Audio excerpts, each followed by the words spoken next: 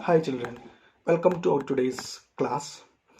I think already you are ready for the class. So you have to, if you are not ready for the class, you have to ready for the class and take your textbook and watch this video 3 times and underline important points in your textbook and do the works. Okay, so like that you have to do the works. Okay, children, today I'm going to take a new chapter that is from your geography, chapter 4 maps. Today we can study about specialties of maps and usages of maps. We have learned in the previous chapter about the advantages of a globe. However, globe has limitations as well.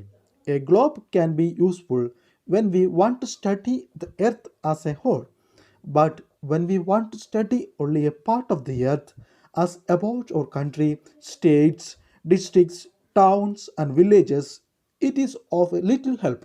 In such a situation, we use maps. A map is a representation or a drawing of the earth's surface or a part of it drawn on a flat surface according to a scale, but it is impossible to flatten a round shape completely. We find that maps are useful to us for various purposes. One map shows a small area and a few facts. Another map may contain as many facts as a big book. When many maps are put together, we get an atlas. Atlases are of various sizes, measurements drawn on different scales. Maps provide more information than a globe. They are different types. Physical maps. Maps showing natural features of the earth, such as mountains, plateaus, plains, rivers, oceans, etc., are called physical or relief maps. Political maps. Maps showing cities, towns, and villages and different countries and states of the world with their boundaries are called political maps. Thematic maps. Some maps focus on specific information such as road maps, rainfall maps, maps showing distribution of forest, industries, etc. are known as thematic maps. Suitable titles are given on the basis of information provided in these maps.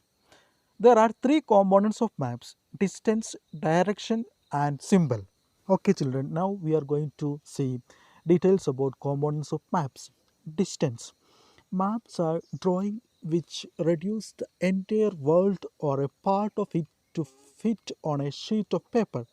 Or we can say maps are drawn to reduce scales. But this reduction is one very carefully so that the distance between the places is real. It can only be possible when a small distance on a paper represents a larger distance on the ground. Therefore, a scale is chosen for this purpose. Scale is the ratio between the actual distance on the ground and the distance shown on the map. For example, the distance between your school and your home is 10 kilometer. If we show this 10-kilometer distance by 2 centimeter on a map, it means 1 centimeter on the map will show 5 kilometer on the ground. The scale of your drawing will be 1 centimeter equal to 5 kilometer. Thus, scale is very important in any map.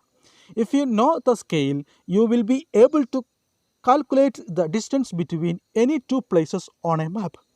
When a large areas like continents or countries are to be shown on a paper, then we use small scale. For example, 5 centimeter on the map shows 500 kilometers of the ground. It is called a small scale map. When a small area like your villages or town is to be